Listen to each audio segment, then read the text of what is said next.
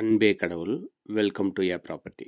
இப்போ நம்ம கட்டுமானத் துறையில் இன்டர்லாக்கிங் செங்கல் பயன்பாடோட நன்மைகளை பார்க்க போகிறோம். இந்த காலகட்டத்தில் வீடு கட்டணுன்னா லேபர் சார்ஜ் தான் அதிகமாக எடுத்துகிட்டு போகுது. அதற்கு ஒரு தீர்வாக தான் இந்த இன்டர்லாக்கிங் கல் உங்களுக்கு பயனுள்ளதாக இருக்கும். அதோட நாளுக்கு நாள் பூமியோட வெப்பம் அதிகமாகிட்டே இருக்குது. இதை கட்டுப்படுத்தி வீட்டுக்குள்ளே கூலாக இருக்கிறதுக்கு இந்த இன்டர்லாக்கிங் செங்கல் பயன்படுது. இந்த இன்டர்லாக்கிங் கல்லுலேயே சிமெண்ட் கல்லும் வருது. அது இந்த அளவுக்கு பயன் தரல. அது நாங்கள் ஒரு R&D செஞ்சு பார்த்துட்டோம். இது எங்களோட நண்பர் வீடு கட்டுறாரு. அவரோட கட்டுமானத்துலேருந்து நம்ம வீடியோ எடுத்து காமிக்கிறோம். இது ஒன்லி அந்த பெனிஃபிட்டை தெரிஞ்சுக்கிறதுக்கான வீடியோ மட்டும்தான்.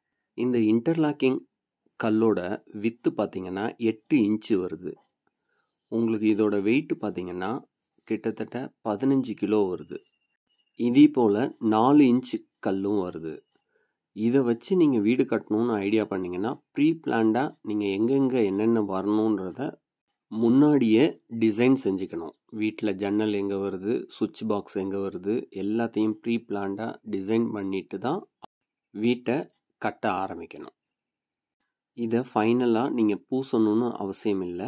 தேவைப்பட்டால் நீங்கள் பூசிக்கலாம். இதோட சைஸு, வித்து, எந்த மாதிரி டிசைனில் கிடைக்கிது எல்லாத்தையுமே டிஸ்கிரிப்ஷனில் நாங்கள் கொடுத்துருப்போம். நீங்கள் பார்த்துக்கலாம்.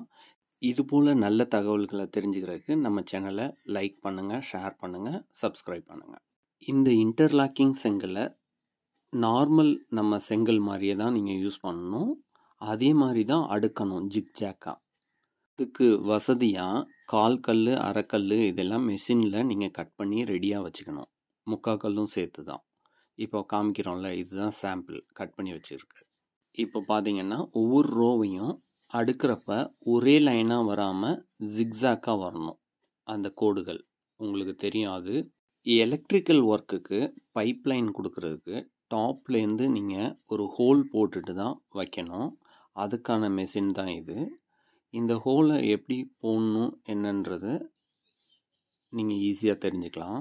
இப்போ இந்த கல்லில் நாங்கள் ஹோல் போட்டிருக்கோம் பாருங்கள்.